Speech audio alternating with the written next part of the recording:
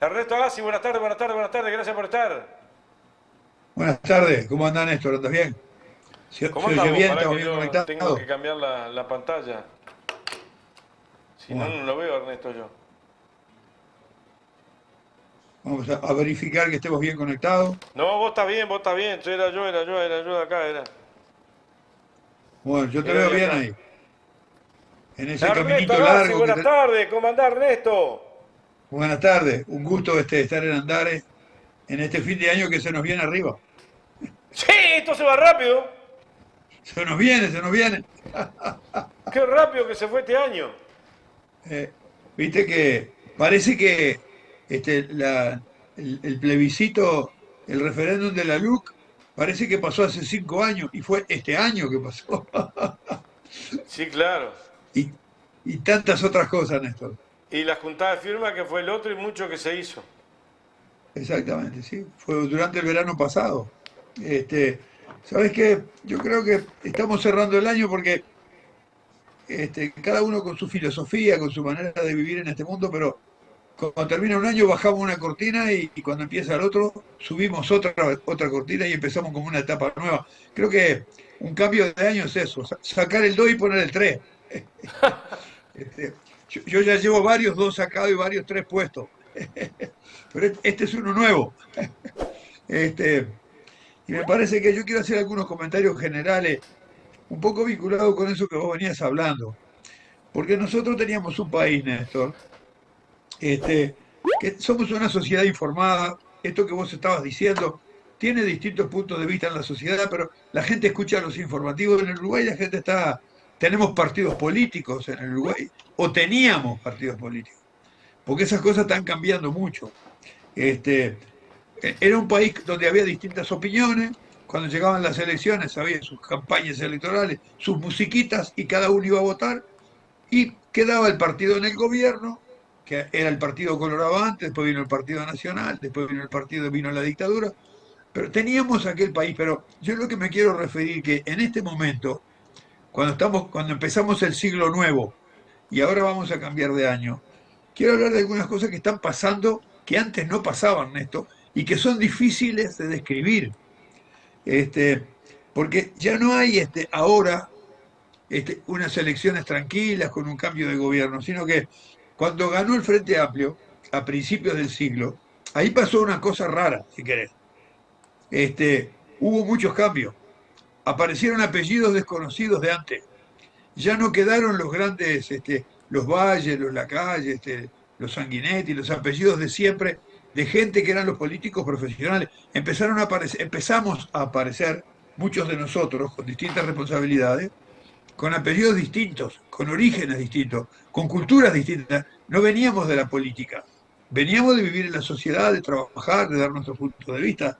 En realidad, fueron orígenes, apareció muchos trabajadores en el Parlamento, por ejemplo, ¿no? Hubo senadores nuevos, hubo ministros nuevos que nadie los conocía mucho. Y te acordás que en aquel momento se decía, bueno, pero esta gente nueva, ¿será capaz de gobernar? No, había duda legítima, porque mucha gente no era conocida, ¿no? Ahora, hubieron cambios importantes en la salud, hoy tenemos un sistema nacional de salud, hubieron cambios importantes en los impuestos, esos impuestos en general no se han cambiado, se eliminaron más de 20 impuestos y quedaron impuestos nuevos, donde pagan más los que tienen más ingresos. Mejoraron los salarios y las jubilaciones durante todos los años de gobierno, ¿no? Mejoraron sobre todo los salarios más sembrados. Acordate lo que era el empleo doméstico, o lo que eran los peones de estancia, o los changadores, que nosotros los conocíamos bien, ¿no? Este, ¿Te acordás los cortes de luz? Sí, ¿No? claro. Y se cambió lo que se llama la matriz energética. Hoy los uruguayos saben lo que quiere decir matriz energética. En aquel tiempo era como hablar en inglés, ¿no? Este, el Instituto de Colonización apareció en la primera, tuvo recursos, se asentaron familias rurales. O sea, hubieron una cantidad de cambios que algunos estaban en contra, otros estábamos a favor, pero eran transformaciones de la sociedad. Ahora, no se hundió nada, ¿no? El Uruguay siguió funcionando y además me parece, el Titanic no se fue a pique en aquellos años. Al revés, Yo creo que hubo discusiones, porque muchos estaban en desacuerdo con eso, lo cual en una sociedad democrática es legítimo, pero hubo un clima de paz social, hubo un clima de que se hacían cosas, hubo un clima de que habían cambios. Yo creo que, y además hubo mucha discusión, ¿no?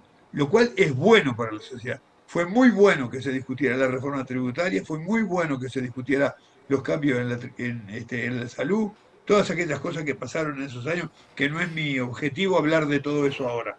Lo que quiere decir que hubo un periodo de cambios con mucha discusión en la sociedad y como una pérdida de miedo a una cosa nueva que venía que hizo transformaciones. Pero yo creo que ahora tenemos una situación distinta, Néstor, que es lo que una situación que es bastante. Hay un nuevo gobierno, desde luego, ¿no? Volvieron algunos apellidos que antes no estaban, que habían quedado en el olvido, ¿no? Volvieron algunas personas que antes no estuvieron en el gobierno, y volvieron algunas formas de hacer política también, que eran las de antes, ¿no? Y también ahora hay discusiones. Pero yo lo que quiero ver es que hay una cuestión atrás de todo esto, que me parece que es la cuestión del poder real en la sociedad. Porque el poder real no lo tienen los legisladores, el poder real no lo tiene el intendente, el poder real no se vota en las elecciones. ¿Quiénes son los dueños de los grandes capitales? ¿Quiénes son los dueños de los grandes medios de comunicación? ¿Quiénes son los actores importantes de la justicia? Eso no sale de las elecciones, eso en la sociedad está por detrás de las elecciones. Y es muy importante porque eso termina determinando muchas cosas en nuestra sociedad. Entonces, ¿sabes qué? Esto está pasando en todo el mundo. Está habiendo un cambio que es como una vuelta a los factores de poder que habían antes, ¿no? Después de años de transformación, de mejoramiento de la calidad de vida de los trabajadores. Pasó en todos lados, mirá que pasó en los distintos países de América Latina, pero también pasó en Europa con la socialdemocracia. Pero ahora está habiendo como una vuelta atrás de todo eso, ¿no? Este, y hay cosas raras que están pasando. Por ejemplo, hay un laboratorio en Estados Unidos que mide, en realidad, un índice de libertad. En el año pasado, 73 países, 73 países de los 180 que hay en el mundo, bajaron los puntajes en el índice de libertad. Bajaron los puntajes, o sea que hay menos libertad de la que había antes, ¿no? Ahora, es un fenómeno general que está sucediendo, ¿no? Ahora, ¿por qué la democracia en el mundo está con problemas? Vos hoy mencionabas muchos de los problemas que tenemos en el país. Yo no voy a hablar de Astesiano ni de los pasaportes, ninguna cuestión de esta. Voy a hablar de la rebaja de los salarios, de la pérdida de poder adquisitivo de las jubilaciones, de la falta de puestos de trabajo. Voy a hablar de un clima de confrontación, ¿no? Porque hoy si vos decís sindicato, parece que al gobierno se le paran los pelos de punta, cuando en realidad está establecido en la Constitución que hay una garantía de que el Estado va a facilitar que se formen sindicatos. Cuando habla de los sindicatos de la enseñanza, ya hay mucha gente que ya piensa en negativo, cuando lo más lindo que puede pasar es que la gente se asocie, discuta las cosas y lo resuelva en conjunto. Este, yo creo Porque que este es un fenómeno además siempre eso es colectivo. seguro, porque eso es mejor, porque de los colectivos que salen las ideas que son más claras y las que se resuelven, por lo menos tenemos la responsabilidad de que después se resolvió entre todos, ¿no?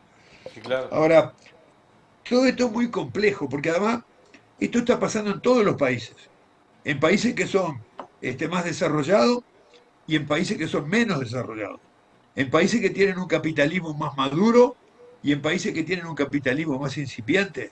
Está pasando en todos lados una pérdida en realidad de los valores democráticos, de la participación en la sociedad y como un cuestionamiento a que la gente se organice y participe. Parecería que estamos volviendo a una etapa donde alguien tiene que ser el que viene y da la solución.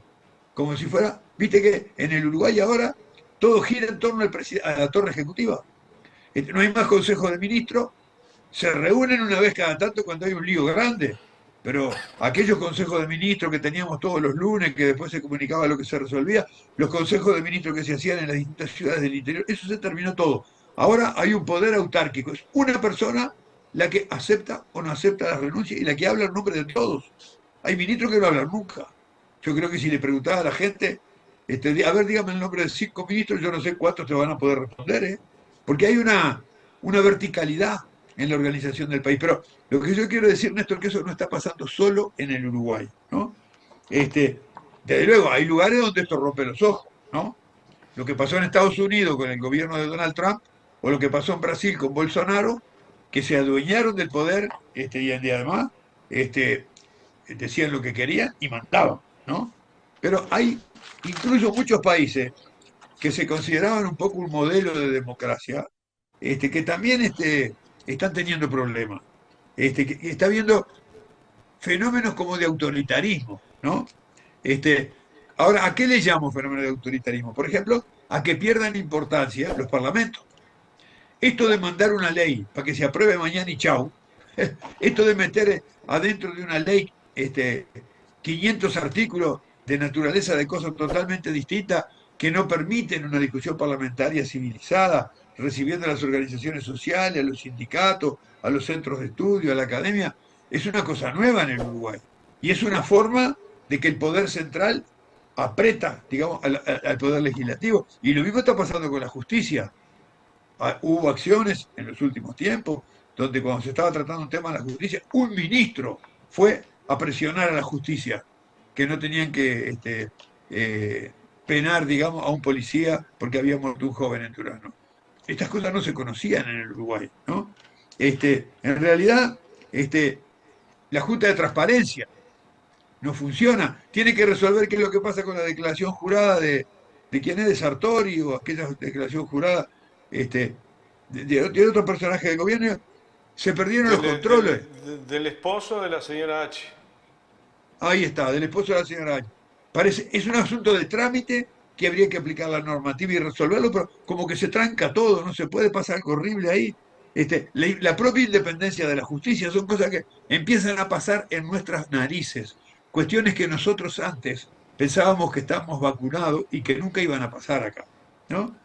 Aparecen estas cosas nuevas y aparece una cuestión que se le llama la posverdad, que vale la pena conversar un poco de esto, porque yo creo que se está afectando el sentido de la realidad. Muchas veces la ciudadanía no toma posición de las cosas por lo que conoce o por lo que ve, sino se pierde el sentido de la realidad, sino por lo que le impone la comunicación, ¿no? Hoy vos decís, hoy decís ANCAP y la gente piensa una cosa totalmente distinta a lo que empezaba hace 5 años cuando decías ANCAP.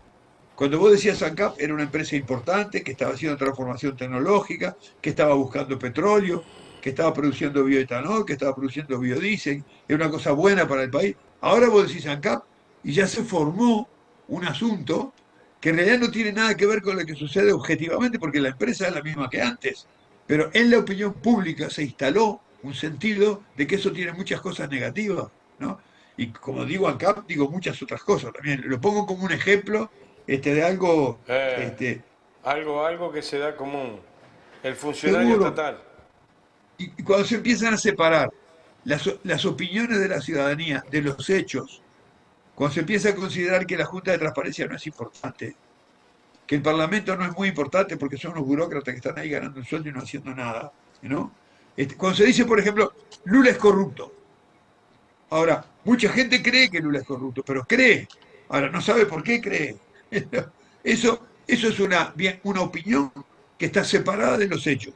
La justicia lo relevó de todas las causas de las que estaba, por eso se pudo presentar a las elecciones y es un ciudadano como cualquiera. Pero durante muchos años, decir Lula era como una culpa, ¿no? Es un buen ejemplo este de Lula, de lo que se llama posverdad, o sea, la verdad establecida en la sociedad, no como consecuencia de los hechos que suceden todos los días, sino la opinión que se forma por parte de los formadores de opinión en la sociedad.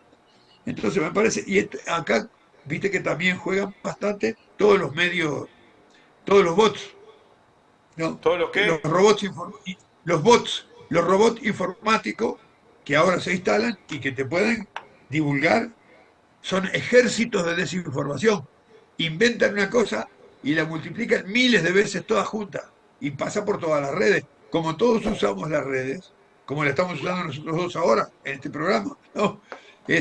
Los bulos, que son otra cuestión distinta también, son falsedades organizadas que rápidamente se divulgan en la sociedad. Porque antes las cosas pasaban por los diarios y por la radio y por la televisión. Ahí había una velocidad de la información que permitía discutir, que había que buscar pruebas, era más lenta la discusión. Ahora todo es una explosión de información que además hay máquinas que lo multiplican por miles de veces, que inundan todo y favorecen que la gente se forme opiniones sin tener la más mínima idea. A mí me hace gracia que todo el mundo tenga posición sobre la guerra en Ucrania y los uruguayos que fueron a Ucrania me caben en los dedos de una mano. No tienen ni idea de lo que es Ucrania ni de su historia, pero ya tienen posición de todo porque se lo dieron los formadores de opinión. Porque mirá que los medios de comunicación son medios porque comunican comandares, comunican cosas, está abierta a dar opiniones, pero también son medios formadores de opinión, ¿no? Y ojo que los medios poderosos que están ligados al poder no formen opinión a favor del poder y critiquen a la oposición, ¿no? Eso lo ves clarito en cómo funcionan los informativos, las entrevistas, en los distintos medios de comunicación en el Uruguay. Hay algunos que están al servicio de defender al gobierno y hay otros que estamos tratando de imponer la realidad y de ser críticos con las cosas que pasan. Yo creo que es cierto, hoy Internet hace que todos estemos informados permanentemente. La culpa de este fenómeno no la tiene Internet, sino los que la usan para fines malos, para fines de socavar la democracia. Yo creo que vos sabés que cuando hay un ejemplo muy lindo que a mí me gusta repetirlo. Cuando Trump perdió las elecciones, ¿no? En ese momento hubo una cantidad de comunicaciones que funcionaron por las redes. La comisión que investigó lo que pasó en las redes, ¿sabés lo que encontró? Que ¿Qué hubieron encontró? 30.573 informaciones falsas sobre el resultado de las elecciones o engañosas, eran falsas o engañosas. 30.573 informaciones. Y en el Senado de Estados Unidos tiene la lista de todas las cosas que se dijeron, porque había un ejército informático pasando informaciones que eran falsas para deslegitimar las elecciones. Es un El ejemplo tema, nomás, eso no y pasó, el pasó en tema de Estados ese, Unidos. el tema de ese ejemplo, por ejemplo, ¿quién se hace responsable de las 5 muertes? Ahí va, seguro. Sí, Pues sí, gracias a sí, sí, sí, mentiras, bla, bla, bla, bla, pero ahí hubo gente que iba armada. sí, seguro. ¿O quién se hace cargo ahora de los 20 y pico de muertos que hay en Perú? Porque el gobierno dice que son desestabilizadores, que son sediciosos. Y la gente dice que salen a la calle pacíficamente a pedir que haya elecciones de nuevo.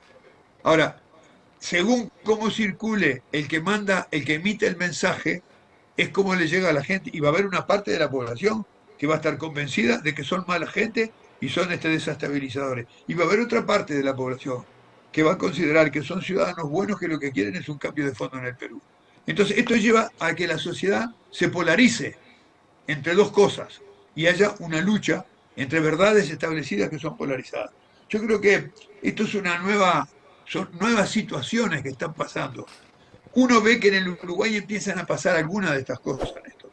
Porque uno ve que algunas de estas cosas empiezan a pasar que no estábamos acostumbrados. A nosotros nos rechina, ¿no? Que se mande un proyecto de ley para aprobarlo inmediatamente, que se presiona a la justicia, que se entregue información en los chats del encargado de seguridad presidencial, pero que no se hagan públicas las conversaciones con el presidente. ¿Por qué? Y el presidente es una persona como vos y como yo. Si hay cosas íntimas, sí, el resguardo de la intimidad, todos tenemos derecho. Pero si hay cosas públicas y políticas que vinculan al señor presidente con el encargado de la seguridad presidencial, eso tiene que saberlo la justicia. No hay ningún motivo por el cual cerrar esas cosas. Este, y además, decir todas las cosas que se están diciendo, por ejemplo, como que en realidad el señor Marcet era un jugador de fútbol que andaba por el mundo, como dijo nuestro ministro de Relaciones Exteriores, después que el Ministerio de Relaciones Exteriores había sido informado de que en realidad era un narcotraficante peligroso y que sería terrible que lo liberaran. Ahora, esa información la hubo y se mintió. Al Parlamento no se le dijo la verdad. Los dos señores ministros que estuvieron en el Parlamento sabían quién era Marcet y sabían de los riesgos porque eso había sido informado como correspondía. Y se lo sabían de hacía muchos meses, ¿no? Ahora, empezar a no decir la verdad, empezar a esconderla, empezar a culpar al otro, empezar a producir verdades a través de los medios de comunicación, eso hace resentir el funcionamiento de la democracia. Y eso está empezando a pasar ya viene pasando, y eso en realidad hace perder, digamos, la pureza de un sistema democrático de libre circulación de ideas, y que después la población defina lo que entiende más conveniente, porque al final lo que la población va a terminar decidiendo en las instancias en que pueda tener participación, va a ser lo que le digan los medios de comunicación que es mejor, y él se lo va a creer, porque se traga la pastilla. Siempre existió la propaganda. Acordate aquella frase famosa, de que una verdad dicha 1000 veces te termina siendo verdad, de que todo es mejor, todo va mejor si tomamos Coca-Cola. Todas esas cosas fueron fenómenos de la propaganda que existe como disciplina, desde hace muchos años. Lo que pasa que en estos últimos años esto se ha acelerado brutalmente y ha entrado en la política, ¿no? Y me parece que lo que está sucediendo es que hay una especie de revancha del poder, que ahora volvió y usa una cantidad de herramientas que en realidad no son electas por el pueblo. Porque en realidad en el país hay instituciones que las elegimos todos nosotros, porque participamos en las elecciones, porque hay partidos, porque se hace, partidos cada vez hay menos. Ahora hay partidos que están muy en decadencia y empiezan a aparecer cosas nuevas, como esto de la coalición multicolor, como organizaciones políticas nuevas que no son partidos, como Cabildo Abierto, como el propio Frente Amplio, que es una cosa más social y política que partidos. En realidad, en el mundo está habiendo un declive de los partidos políticos y de los contenidos ideológicos de los partidos, y se están convirtiendo en herramientas para elegir autoridades. Ahora, hay autoridades que no se eligen por parte del pueblo, como yo decía al principio, y autoridades importantes. ¿Quién maneja lo que puede decir Twitter o lo que no puede decir? ¿Quién decide lo que puede decir Facebook o que no puede decir? Eso El no está dueño. regulado. No está regulado, es el dueño. Y el dueño es una persona. Ahora, ¿quién se puede regular si tiene efectos malignos? ¿No? Decime, por ejemplo, los medicamentos, ¿no? Si un medicamento tiene efectos nocivos para la salud, las empresas que producen los medicamentos están obligadas, viste que ahora todos los remedios vienen con una hojita finita doblada adentro que tiene resultados de trabajo de investigación, que es larguísima de leer, que es una letra chiquitita, porque están obligados a poner ese medicamento, dónde se probó, qué resultados tuvo y qué efectos adversos tiene y qué riesgos, porque eso está regulado, porque en realidad la industria farmacéutica había empezado a vender cosas que no explicaba bien lo que era y que podía tener efectos negativos. Ahora está regulado para que no tenga efectos negativos en la sociedad. Se pueden regular las comunicaciones para no tenga... ¿Cómo se regula la política? Para que no pasen todas estas deformaciones que conducen a un autoritarismo que al final termina en una autocracia. Y la autocracia es muy negativa, y la autocracia es Trump, la autocracia era Boris Johnson, la autocracia era Bolsonaro, pero también hay autócratas que a veces no tienen esa orientación ideológica. Yo no sé qué es Orbán en Hungría. Ahora tenemos una primera ministra nueva en Italia. Yo no sé en qué medida el propio Vladimir Putin, a pesar de que emerge de elecciones, no concentra demasiado poder en la Federación Rusa. Todo esto es un asunto para discutir, ¿no? Tenemos países que son reinados, que tienen reyes, y países que no tienen reyes, y países que no se sabe bien ni quién manda. Entonces, me parece que la conducción de la sociedad, la organización de la sociedad para satisfacer las necesidades de su pueblo, depende de personas que salen de las elecciones, pero dependen de otros poderes. Vos decías recién cuando se cerró Comarge, ¿no? ¿Te acordás del griego aquel que era el dueño, que además hubo una estafa muy grande, que el frigorífico quedó parado, que tenía un campo ahí en Traspanicol? Angelópulo. Ahí está. Ahora, ¿quién podía decirle al griego lo que debía hacer? Eso no estaba regulado por el Estado. Sin embargo, cuando él se fundió y se fue, quedaron 1000 personas en la calle. Igual que lo que pasó con toda la industria textil y con toda la industria del cuero. ¿Cómo puede hacer? Eso no sale de los resultados de las elecciones. Y después, bueno, le podés pedir al intendente que solucione eso, o al presidente que lo solucione. Porque el presidente te va a decir, bueno, pero el empresario tomó sus decisiones y cerró la empresa o se fundió. Me parece que estos temas, en qué medida la sociedad en su conjunto tiene derecho a regular algunas cosas que son una degradación de la democracia. Mirá que yo estoy planteando una cosa muy de fondo en esto, que me parece que vale la pena pensarla, y yo le quiero pedir a los amigos de Andares que pensemos en esto, que pensemos en la degradación de la democracia, porque eso puede ser muy negativo para nuestra sociedad. Porque si eso conduce a la concentración de poder, si eso conduce a la posverdad, si eso conduce a que se forme opinión a la gente diciéndole lo que tiene que pensar, y si conduce a campañas publicitarias como la que tuvo Sartori, que compró un sistema informático en el extranjero, no compró unos algoritmos que en realidad te hacían un programa según lo que vos pensabas y no según lo que él prometía hacer, ¿no? Me parece que esas cosas son muy peligrosas para la marcha de nuestra sociedad, que en otros lados están más desarrolladas, y yo lo quiero poner como ejemplo porque están caminando esas cosas, y que acá uno a veces empieza a ver algunas puntitas de eso, y que mejor es curarse en salud. Yo creo que la democracia es algo que hay que defenderlo, que, que implica un compromiso de todos nosotros, que hay que defenderse de las grandes mentiras, no de la mentirilla cotidiana, pero de las grandes mentiras, ¿no? Como que se aumentaron los salarios, o como que la reforma jubilatoria va a significar que la gente mejore su jubilación. Esas son mentiras, porque hay mentiras que se dicen sabiendo que son mentiras, ¿no?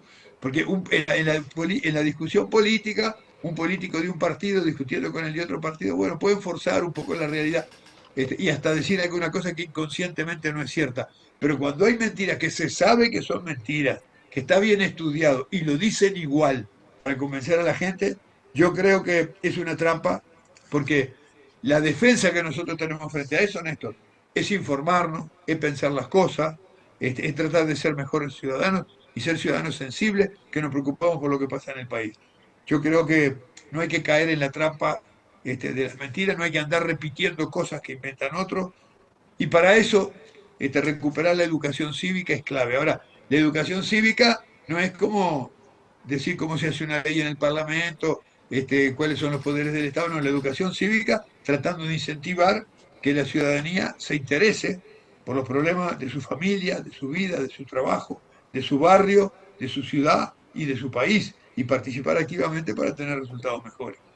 Yo quiero terminar las reflexiones del año, Néstor, hablando sobre los riesgos que implica el poder, quién tiene el poder, cómo lo ejerce y qué herramientas usa para perdurar en él. Me parece que son cosas sobre las que vale la pena reflexionar. ¿Cuáles son las herramientas, en un minuto, cuáles son las herramientas que tiene que tener la población para autodefenderse de no caer en ese chabacalismo? Bueno, primero, no entregarse a lo que le dice otro, tratar de ser independiente y de pensar con cabeza propia, de buscar fuentes de información. Y además, una cosa que me parece clave, Néstor, frente a eso que vos me preguntás, los ciudadanos tenemos derechos. No somos unos seres dependientes que estamos condenados a que nos lleve de la nariz un apellido famoso para que nosotros decidamos lo que otros resuelven. No, no, no. Nosotros tenemos derecho y tenemos que exigir los derechos que tenemos. Nosotros tenemos derecho a tener un trabajo. Nosotros tenemos derecho a mejorar nuestra vida. Tenemos derecho a tener una habitación saludable, y hay que pelear por eso y organizarse para conseguirlo.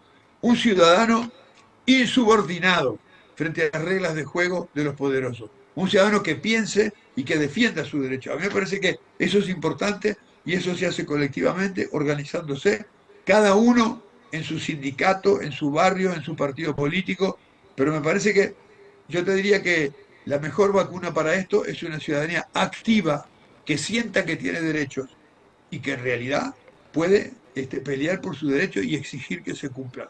Y no una ciudadanía de cabeza baja, de espalda de goma, que acepta lo que le dan y que anda mendigando un favor.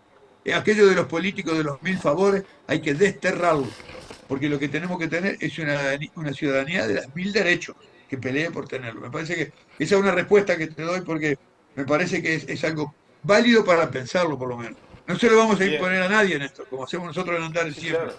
pero reflexionamos para dar elementos y para que todos pensemos en eso. Síntesis, una democracia participativa. Nos vamos. Exactamente. Cada vez más la democracia está dejando de ser una democracia representativa. La democracia representativa tiene problemas, porque consiste en que 3,5 millones de ciudadanos eligen a uno para que sea el presidente. Ahora, después que lo elegiste y es el presidente, ¿cuáles son los mecanismos para que lo eligieron, los que lo eligieron, lleguen a él, y en realidad sea algo que se decidió entre todos, porque no lo decidió una persona. Es lo Nos mismo que tenemos las que ir. listas, no una democracia representativa, sino una democracia participativa que defienda los derechos de la ciudadanía. Nos vemos. Nos vemos el martes que viene. Nos Un vemos abrazo. entonces. Gracias, gracias.